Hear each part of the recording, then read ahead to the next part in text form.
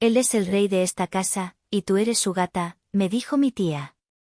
Mis tíos me golpearon con un cinto por negarme a limpiar el desastre de mi primo.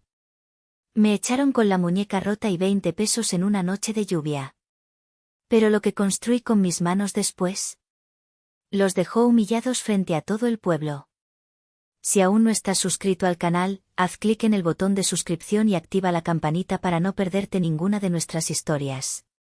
Tu apoyo significa todo para nosotros.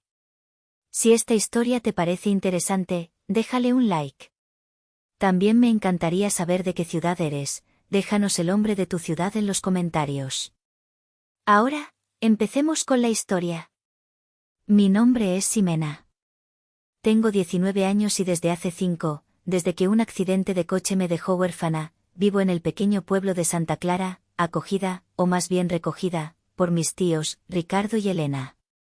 La palabra hogar siempre se sentía extraña en mis labios cuando hablaba de su casa. Un hogar se supone que es cálido, un refugio. Su casa era un lugar de silencios tensos, de aire tan denso que podías cortarlo con un cuchillo. Era el eco de los pasos pesados de mi tío Ricardo en el pasillo, una advertencia andante de su autoridad aplastante. Eran las miradas de reojo de mi tía Elena, dardos de desdén que me lanzaba mientras yo fregaba los platos, recordándome mi lugar. La cena era el único momento del día en que la farsa de familia se intentaba mantener, aunque fuera de forma precaria. Durante esos 20 minutos, yo me concentraba en la simetría de los cubiertos, en el brillo de los vasos, en que todo estuviera perfecto. Era mi manera de rezar en silencio, esperando que, por una vez, la cena terminara sin un grito, sin un portazo, sin una humillación velada. Esa noche, el aire olía a lluvia y a tierra mojada. El cielo estaba encapotado, de un gris plomizo que reflejaba el ambiente dentro de la casa. Mi tía había preparado pozole, el platillo favorito de mi primo Javier. El aroma del maíz y la carne debería haber sido reconfortante, pero en esa casa, hasta los olores parecían cargados de tensión.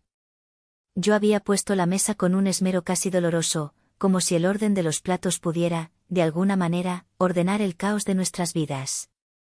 Javier, de 17 años, se sentó a la mesa arrastrando la silla, con esa arrogancia que solo tienen los que nunca han conocido una consecuencia. Me miró por encima del hombro, con el desprecio abierto y sin disimulo que me dedicaba a diario. Oye, gata, soltó, su voz era un látigo. Tráeme más limón. No me moví. El tazón con los limones partidos estaba justo frente a él, al alcance de su mano. Mi tío Ricardo, sentado a la cabeza de la mesa como un rey en su trono de madera, levantó la vista de su plato y me dedicó una sonrisa torcida, una aprobación silenciosa a la insolencia de su hijo. Mi tía Elena, como siempre, mantenía la vista fija en su plato, experta en el arte de no ver, de no oír.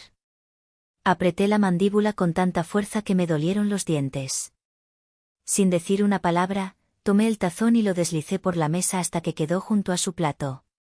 Javier sonrió, una sonrisa cruel que no llegaba a sus ojos. Tomó un trozo de limón, lo exprimió sobre su pozole con un gesto exagerado y luego, con una deliberación que me heló la sangre, inclinó su plato. El pozole caliente, rojo y espeso, se derramó sobre el mantel blanco y goteó hasta el suelo de baldosas, formando un charco vergonzoso. «Uy, qué torpe», dijo, mirándome directamente, desafiándome. «Límpialo». El aire se quedó quieto. Esperé que mi tía dijera algo, que lo reprendiera. En lugar de eso, su voz, falsamente dulce, se dirigió a mí. «Anda, Ximena, límpialo antes de que manche el piso. Para algo sirves, ¿no?» Fue como si algo dentro de mí, algo que llevaba años doblándose, finalmente se rompiera. Levanté la vista de la mancha en el suelo y los miré. A él, a ella, a mi tío que observaba la escena con una diversión sádica. «No», dije. La palabra salió como un susurro, pero resonó en el silencio como un trueno. «Él lo tiró. Él puede limpiarlo. Tiene manos».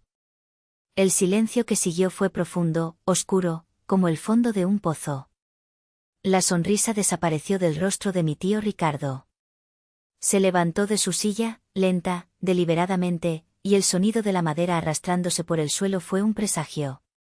¿Qué dijiste, mocosa malagradecida? Su voz era un gruñido bajo. Vi su mano moverse hacia su cinturón. El sonido de la hebilla metálica al abrirse, del cuero deslizándose por las trabillas del pantalón, era un sonido que conocía demasiado bien. Era la banda sonora de mi infancia. Pide perdón y limpia, gritó, el cinto ya en su mano, colgando como una serpiente muerta. Me quedé de pie, paralizada, temblando pero incapaz de moverme. Mi negativa era lo único que me quedaba. El primer cintarazo me golpeó en la espalda, un dolor agudo y ardiente que me hizo gritar.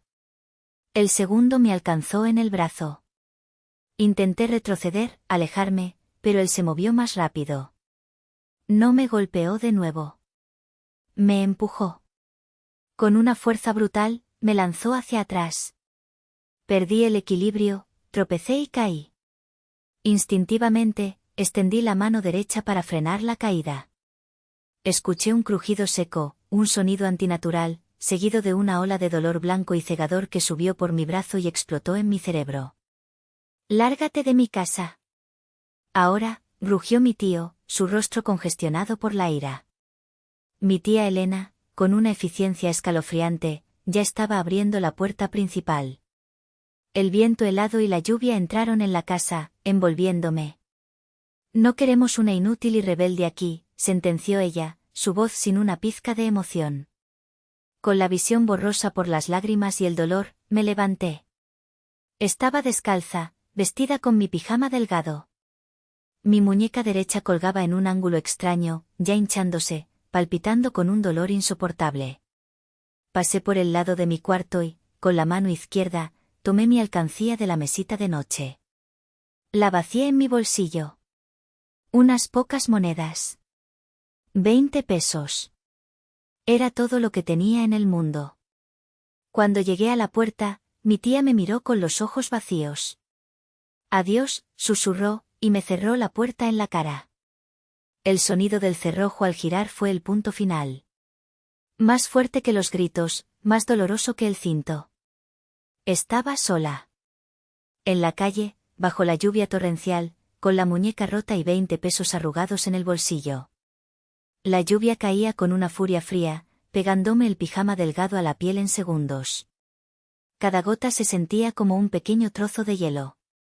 Caminé sin rumbo, mis pies descalzos chapoteando en los charcos que se formaban sobre las calles empedradas de Santa Clara. El pueblo, que de día parecía pintoresco y tranquilo, de noche se transformaba en un laberinto de sombras y silencios hostiles. Las luces de las casas, detrás de las ventanas empañadas, eran como ojos que me miraban con indiferencia, recordándome que yo no pertenecía a ninguno de esos mundos cálidos. Cada paso era una tortura, no solo por el frío, sino por el dolor punzante en mi muñeca, que latía al ritmo desesperado de mi corazón. La soledad era una bestia que me devoraba desde dentro. No tenía a dónde ir. Mis padres se habían ido, y con ellos, cualquier sensación de seguridad en el mundo. Mis tíos, la única familia que me quedaba, acababan de demostrarme que preferían la comodidad de su tiranía a mi existencia. Yo era un error, una carga, una gata, que se había atrevido a maullar. Al doblar una esquina, un escalofrío que no tenía nada que ver con el frío me recorrió la espalda. Bajo el pequeño techo de la tienda de abarrotes, resguardados de la lluvia, estaban Javier y 2 de sus amigos. La risa de mi primo resonó en la calle vacía cuando me vio. «Miren a quién tenemos aquí», dijo, con la voz cargada de burla. «La gatita mojada». «¿Qué pasó, primita? ¿Te corrieron por inútil?». Su amigo, un chico flacucho con cara de comadreja, añadió: «Te lo advertimos, Ximena. En esa casa, o sirves o te largas». Me quedé paralizada, expuesta bajo la luz amarillenta de un farol. Javier tomó una lata de refresco vacía del suelo y, con una puntería cruel, me la lanzó. El metal frío golpeó mi hombro con un ruido sordo. No dolió tanto como el cinto, pero la humillación fue peor. Fue pública. Me di la vuelta y corrí sin mirar atrás, con sus risas persiguiéndome, mezclándose con el sonido de la lluvia y el de mis propios sollozos ahogados. No sé cuánto tiempo anduve vagando, pero mis pies estaban entumecidos y el dolor en mi muñeca se había vuelto una agonía constante. Finalmente, encontré un refugio precario bajo el toldo de un taller cerrado. El letrero de madera, desgastado por incontables lluvias, apenas dejaba leer: Talabartería Don Armando. Me acurruqué contra la pared fría, abrazando mi cuerpo tembloroso, intentando proteger mi muñeca rota del mundo. El frío, el dolor y la desesperanza eran una manta pesada. Lloré en silencio, con la cara escondida entre las rodillas, hasta que las lágrimas se secaron y solo quedó un vacío helado. Debo haberme quedado dormida, o al menos haber perdido la conciencia por un momento, porque un sonido suave me sobresaltó. La puerta del taller se abrió con un leve chirrido. Una silueta se recortó en el umbral. Era un hombre mayor, de cabello blanco y un rostro surcado por arrugas que no parecían de amargura, sino de tiempo y paciencia. Me miró con sorpresa, sin una pizca de juicio en sus ojos. Su mirada bajó a mi muñeca, hinchada y amoratada, y su expresión se ensombreció. «Hija, ven adentro», dijo, su voz era suave y un poco ronca, como el cuero viejo. «Te vas a enfermar aquí afuera». Dudé por un instante. El miedo era mi compañero más fiel. Pero había algo en su mirada, una bondad tranquila, que me hizo ponerme de pie y seguirlo. Me guió a la trastienda, un lugar que olía a una mezcla reconfortante de cuero, cera y madera. Me sentó en una silla vieja pero cómoda y, sin decir más, desapareció en lo que parecía una pequeña cocina. Regresó a los pocos minutos con una taza de barro humeante y un pan de dulce en un plato. «Toma, come algo», me dijo. «El calor ayuda al cuerpo y al alma». Tomé la taza con mi mano izquierda. Era atole de chocolate, espeso y dulce. El calor se extendió por mi pecho, ahuyentando un poco del frío que se había instalado en mis huesos. Le di un mordisco al pan. Era lo primero que comía en horas. Mientras yo comía en silencio, el hombre me observaba. «Tienes los mismos ojos de tu padre», dijo de repente, y mi corazón dio un vuelco. «¿Mi padre? ¿Usted lo conoció?» El hombre asintió lentamente. «Lo conocí, claro que sí. Fui su mejor amigo. Me llamo Armando». Me miró con una tristeza profunda. «Desde que él y tu madre se fueron, siempre me pregunté qué había sido de ti, cómo te trataban. Tu tío Ricardo nunca fue de mi agrado». Las lágrimas volvieron a brotar de mis ojos, pero esta vez eran diferentes. No eran lágrimas de dolor o humillación, sino de un alivio abrumador. En la noche más oscura de mi vida, cuando pensaba que estaba completamente sola, había encontrado un fantasma del amor de mi padre, un amigo que no me había olvidado. No estaba sola. Alguien en el mundo todavía me recordaba. Don Armando no perdió el tiempo. Después de que terminé el atole, insistió en que mi muñeca no podía esperar. Con un cuidado que contrastaba con la brutalidad que acababa de experimentar, me ayudó a subir a su vieja camioneta y condujo por la carretera oscura hasta el pueblo vecino, que tenía un pequeño hospital. El médico de guardia confirmó lo que ya sabía: una fractura limpia en el radio. Me inmovilizaron la muñeca con un yeso pesado y frío, un recordatorio constante y visible de la violencia de mi tío. Al salir del hospital, la noche empezaba a ceder ante los primeros indicios del amanecer. Don Armando me miró con seriedad. «No puedes volver a esa casa, Ximena. Eso no es un hogar, es una jaula». El pánico amenazó con ahogarme. ¿A dónde podía ir? Él pareció leer mi mente. «Conozco un lugar», dijo con su voz tranquila. «Aquí en este pueblo hay un pequeño refugio para mujeres, lo llevan unas monjas. Son buenas personas. Estarás segura allí, al menos por un tiempo, hasta que pensemos qué hacer». El refugio era un edificio antiguo de paredes blancas y un pequeño jardín. La hermana Carmen, la mujer a cargo, tenía una mirada que parecía haberlo visto todo, pero que aún conservaba una chispa de compasión. Me acogió sin hacerme preguntas incómodas, me dio ropa seca y me llevó a una habitación pequeña y sencilla.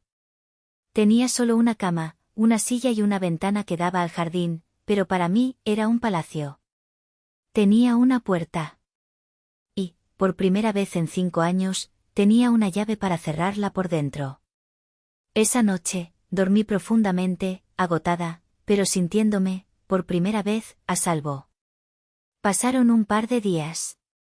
La rutina tranquila del refugio era un bálsamo para mi alma herida. Empecé a sentir que podía respirar de nuevo.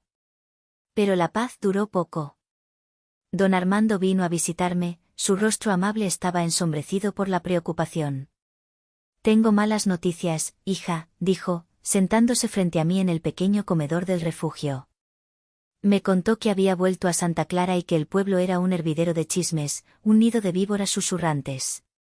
Mi tío Ricardo y mi tía Elena no se habían conformado con echarme. Habían lanzado una campaña para destruir mi reputación, para asegurarse de que yo no tuviera a dónde volver. Con la ayuda indispensable de doña Elvira, la vecina cuya vida consistía en observar tras las cortinas y esparcir veneno, habían tejido una historia monstruosa. Según ellos, yo, Ximena, era una joven problemática, una ladrona y una desagradecida. Habían contado a quien quisiera oír que yo les había robado dinero y unas joyas de mi tía antes de fugarme en medio de la noche con un supuesto novio secreto, un delincuente de otro pueblo. La historia era tan detallada, tan maliciosamente construida, que sonaba creíble para aquellos que solo conocían la fachada respetable de mi tío. Pero la traición más profunda, la que me rompió el corazón de una manera que ni el cinto de mi tío pudo, vino del lugar más inesperado. Habían involucrado al padre Miguel. El sacerdote del pueblo, un hombre cuya voz se suponía que debía ofrecer consuelo y verdad, había usado su púlpito para crucificarme. Don Armando me contó, con la voz llena de indignación, que en la misa del domingo, el padre Miguel había dado un sermón sobre la juventud perdida y la ingratitud de los hijos. Sin decir mi nombre, pero con alusiones que todo el pueblo entendió, había pedido a la comunidad rezar por la oveja descarriada que ha abandonado a su familia por los caminos del pecado. Había validado su mentira. La había bendecido con agua bendita. Me quedé sin aire.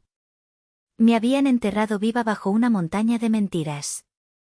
No solo me habían expulsado, me habían excomulgado socialmente. Habían envenenado el pozo, asegurándose de que si alguna vez intentaba volver, solo encontraría desprecio y puertas cerradas. Miré el yeso blanco y duro que cubría mi brazo. Y en ese momento, el dolor y la tristeza dieron paso a algo nuevo. Una rabia fría, clara y afilada como el cristal. Se habían equivocado. No querían simplemente que desapareciera.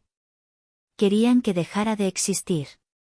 Y yo, en ese preciso instante, decidí que iba a hacer exactamente lo contrario. Iba a demostrarles que existía. En el silencio del refugio, mi rabia no era un fuego destructivo, sino una forja. Me negué a ser la villana de la historia que ellos habían escrito para mí. Encontré una vieja computadora en la pequeña biblioteca del convento, una máquina lenta que zumbaba con la edad. Con la ayuda paciente de la hermana Carmen, que me enseñó a navegar por internet, creé un blog. No le puse mi nombre. Lo llamé Diario de una sobreviviente. Con mi mano izquierda, tecleando con una lentitud torpe y dolorosa, escribí mi primera entrada. El título era simple: así es como se borra a una hija. No usé nombres, no hice acusaciones directas. Simplemente describí. Describí el frío de las baldosas bajo mis pies descalzos, el sonido del cuero cortando el aire, el chasquido de mi propio hueso al romperse. Describí el eco del cerrojo de una puerta cerrándose para siempre. Escribir cada palabra era como arrancar una astilla de mi alma, doloroso pero necesario, liberador.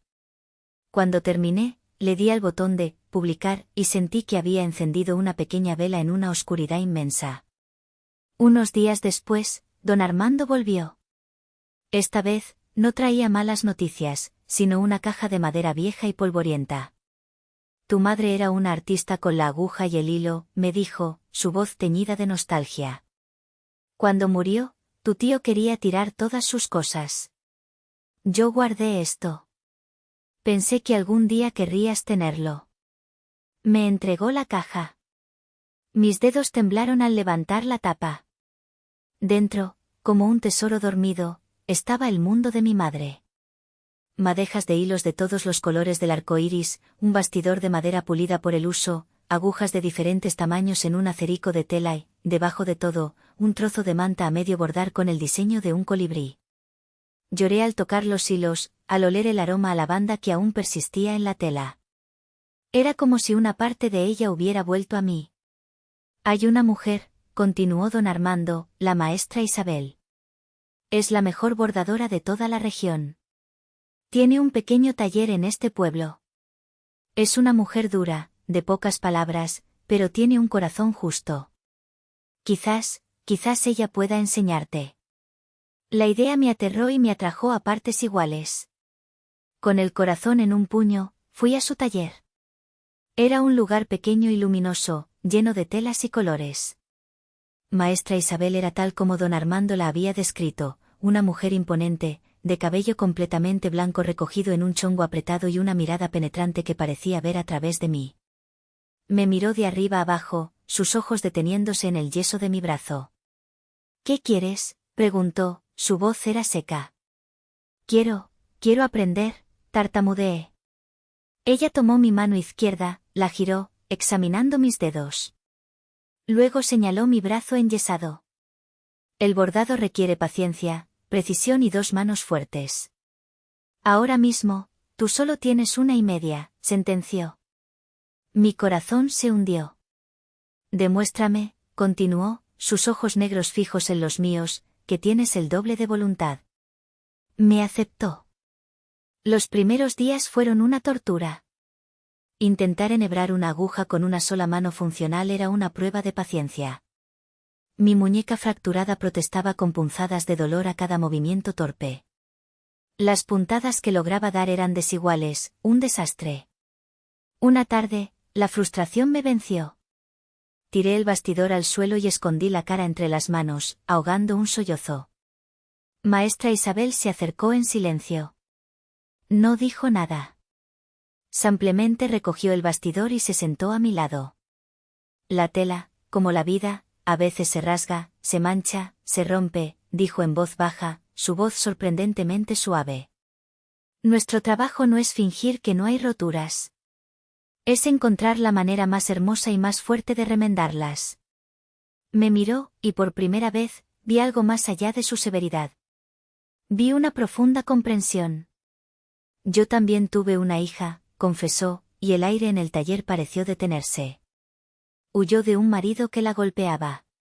Su propia familia, su padre, la juzgaron. La sociedad le dio la espalda. Yo la ayudé a escapar. Y el arte, el bordado, fue lo que le salvó el alma, lo que le permitió contar su historia sin palabras. Por eso te entiendo, niña. Entiendo el dolor que no se puede nombrar. Esa confesión fue un puente entre nosotras. Sentí un vínculo inmediato, una conexión que iba más allá de las palabras. Con una determinación renovada, tomé un pequeño trozo de manta cruda. Con puntadas lentas, torpes pero firmes, usando mi mano herida para sostener la tela, bordé 2 simples palabras. No eran hermosas. No eran perfectas. Pero eran mías. Sigo aquí. Las semanas se convirtieron en un mes. El yeso finalmente fue retirado, dejando mi muñeca débil y marcada, pero funcional. Bajo la guía estricta pero sabia de maestra Isabel, mi habilidad floreció.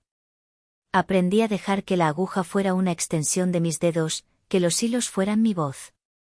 El taller se había convertido en mi santuario, un lugar donde el único juicio era el de la tela y el color, un espacio donde podía ser simplemente Ximena, la aprendiz, no la huérfana, no la gata.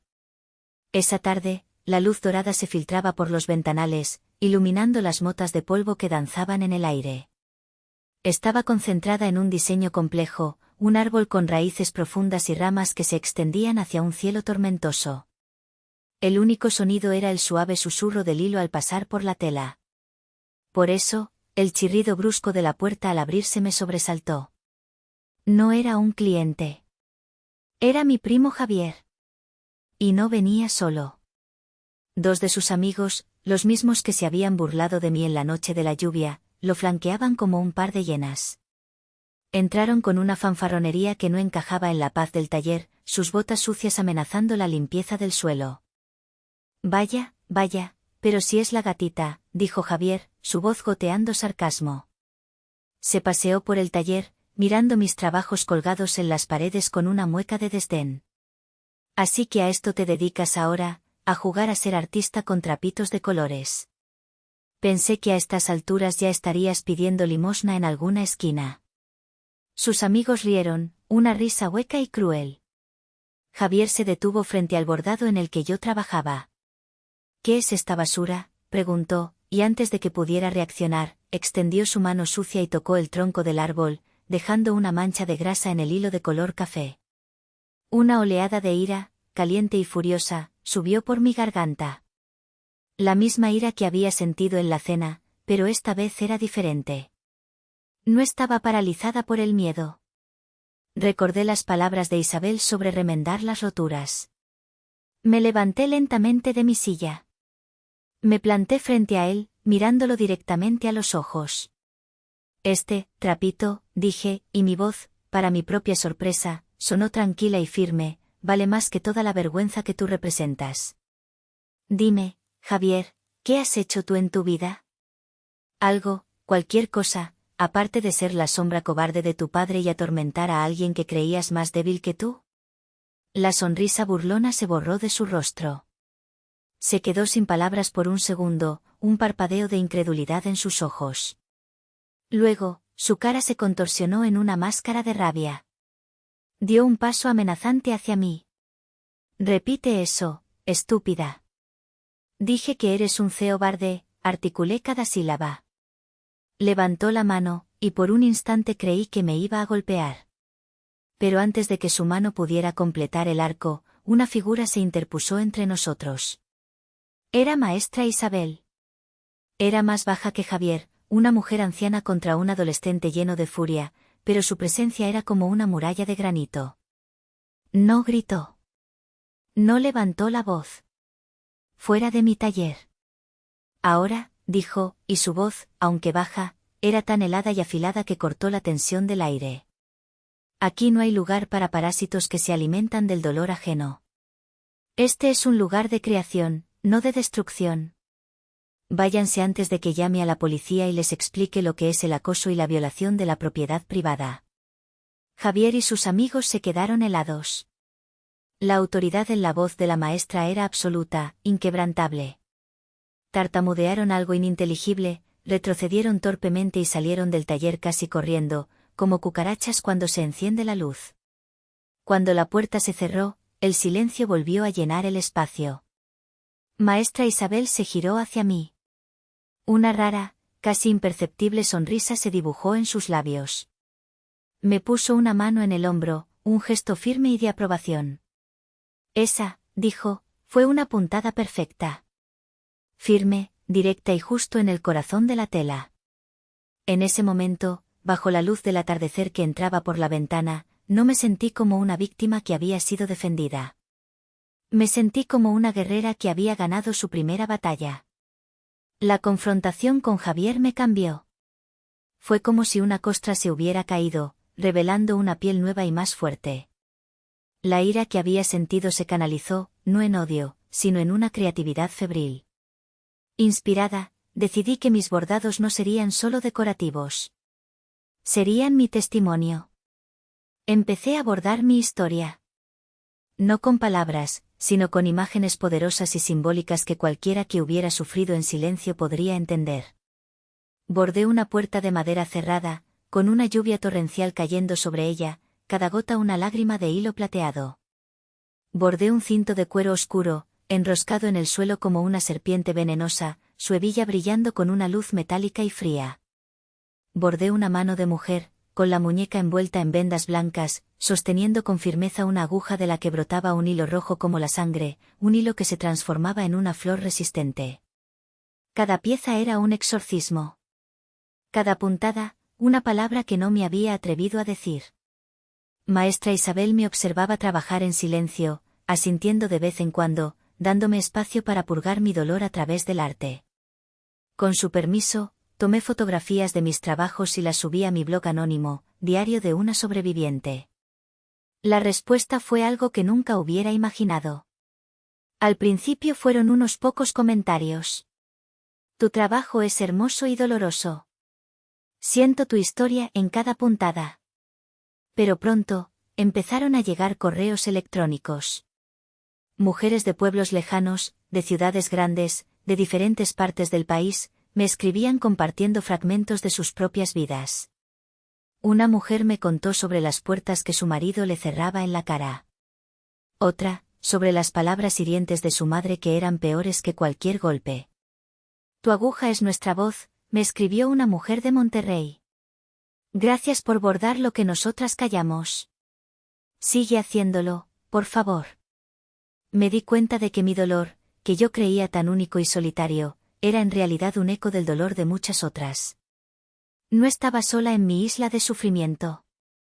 Había todo un archipiélago de mujeres sobreviviendo en silencio. Esa revelación me dio una fuerza inmensa. Una tarde, maestra Isabel me hizo una invitación.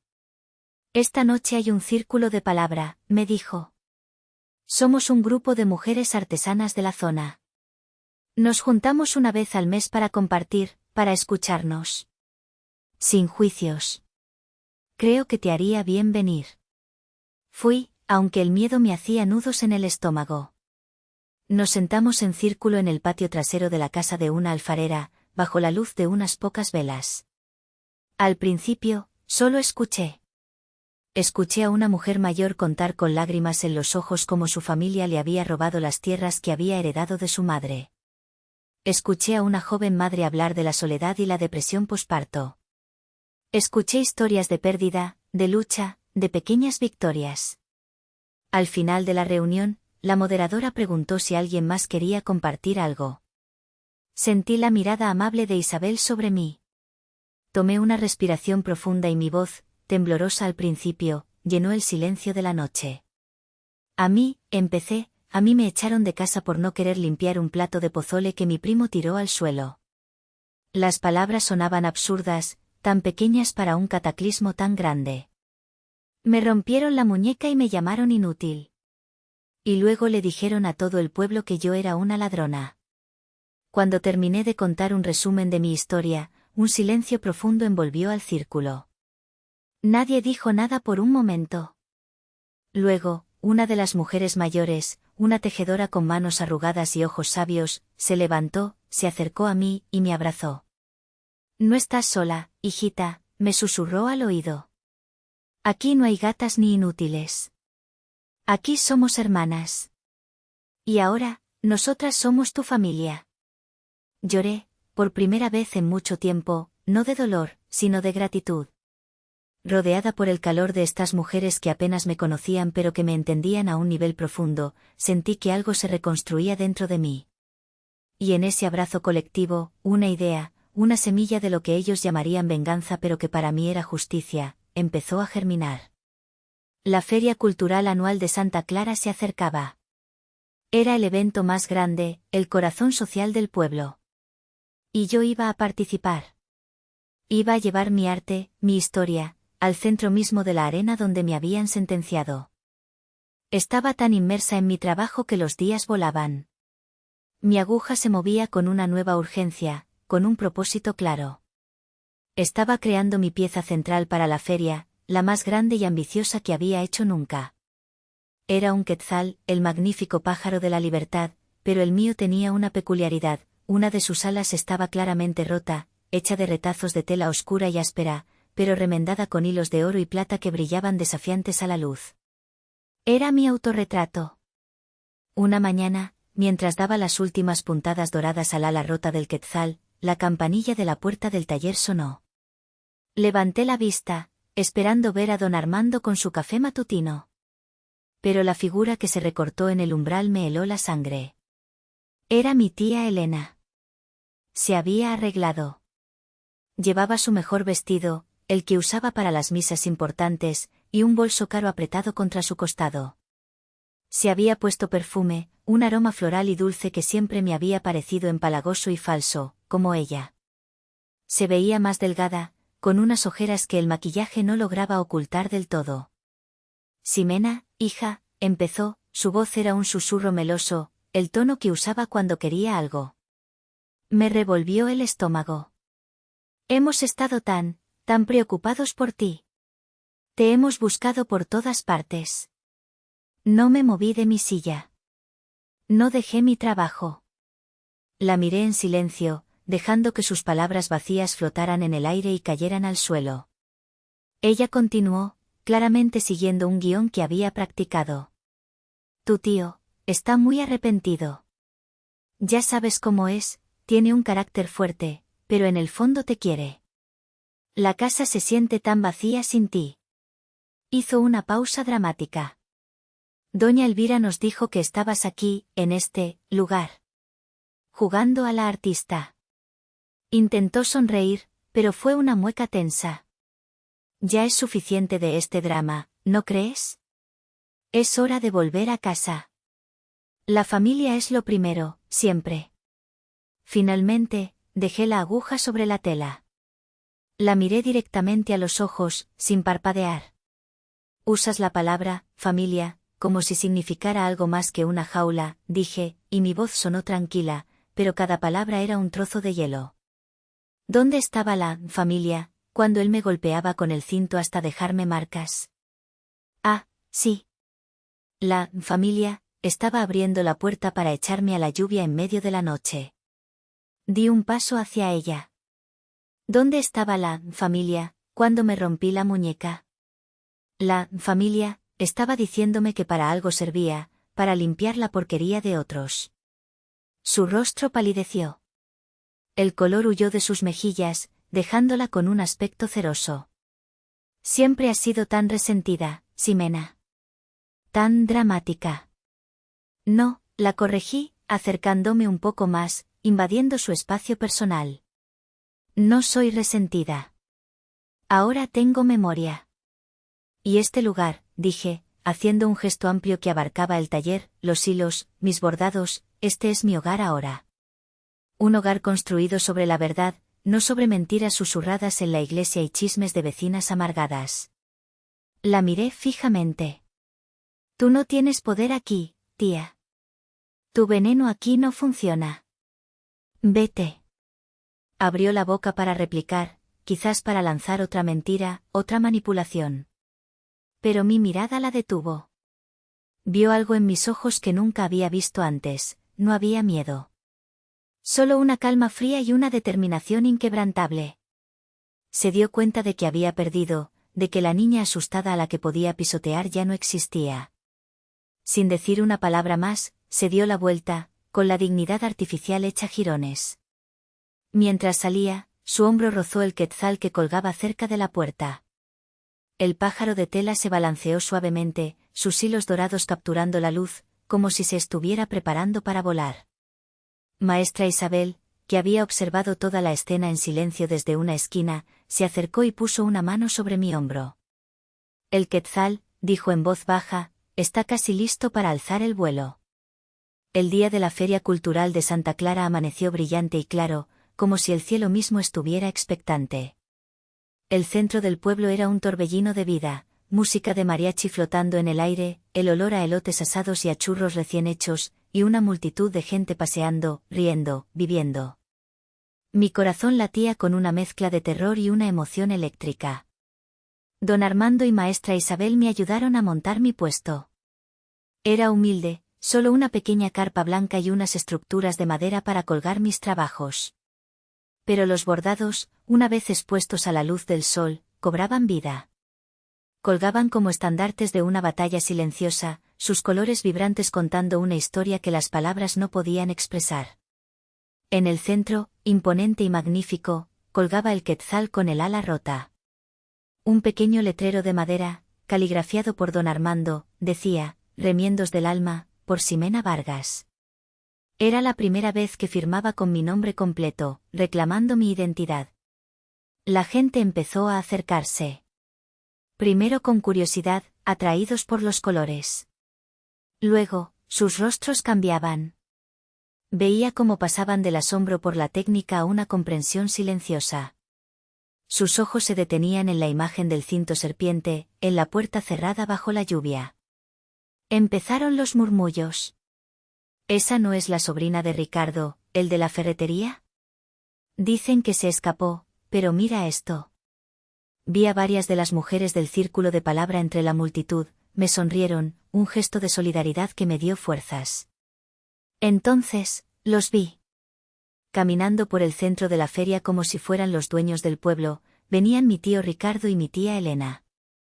Se abrieron paso entre la gente y se detuvieron frente a mi puesto. La cara de mi tío era una máscara de furia contenida. Así que aquí estás, dijo, su voz un gruñido bajo para que solo yo lo oyera. Vendiendo tus trapitos en público. Te dimos un techo, te dimos comida, y así es como nos pagas. Avergonzándonos frente a todo el mundo. Como si la hubieran invocado, doña Elvira, la vecina chismosa, apareció a su lado. Empezó a hablar en voz alta, dirigiéndose a la gente que miraba. No le compren nada a esta muchacha. Es una ladrona y una malagradecida. Le rompió el corazón a su familia. Pero algo inesperado sucedió. Una de las mujeres del círculo de palabra, doña Inés, una alfarera de manos fuertes y voz potente, se plantó frente a Elvira. Cállese la boca, bruja chismosa. Ya estamos hartas de sus mentiras. Sabemos perfectamente lo que ustedes hicieron. Varias mujeres más la apoyaron, creando un muro de protección a mi alrededor. En ese momento, como un actor entrando en escena en el momento justo, apareció el padre Miguel. Se acercó a mí, su rostro una mezcla de falsa piedad y autoridad. Hija mía, dijo, poniendo una mano en mi hombro. Ya basta de este espectáculo. Es momento de perdonar, como nos enseña nuestro Señor. Tu familia te espera.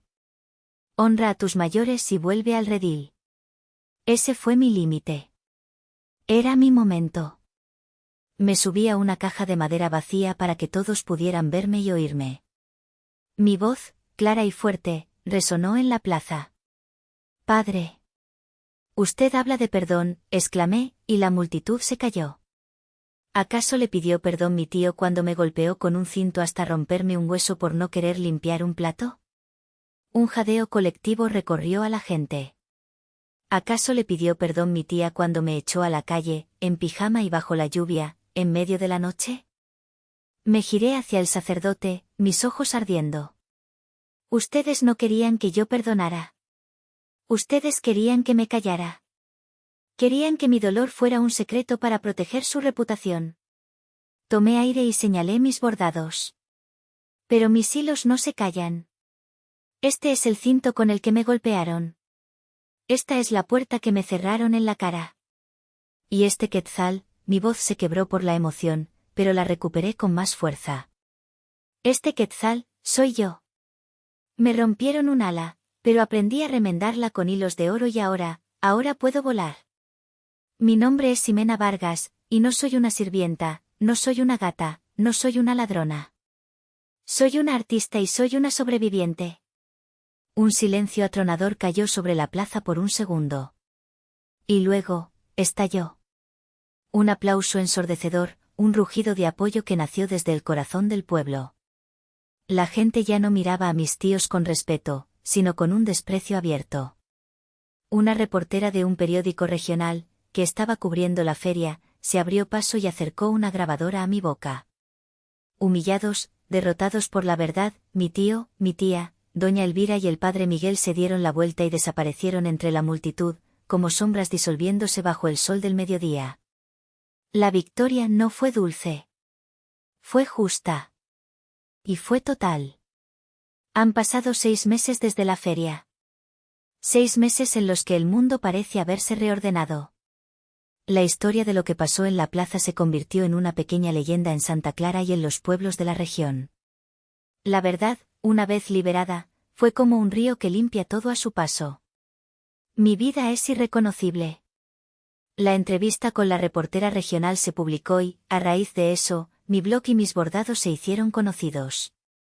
Creé una pequeña tienda en línea llamada Alas Remendadas. Los pedidos empezaron a llegar, primero pocos, luego una corriente constante.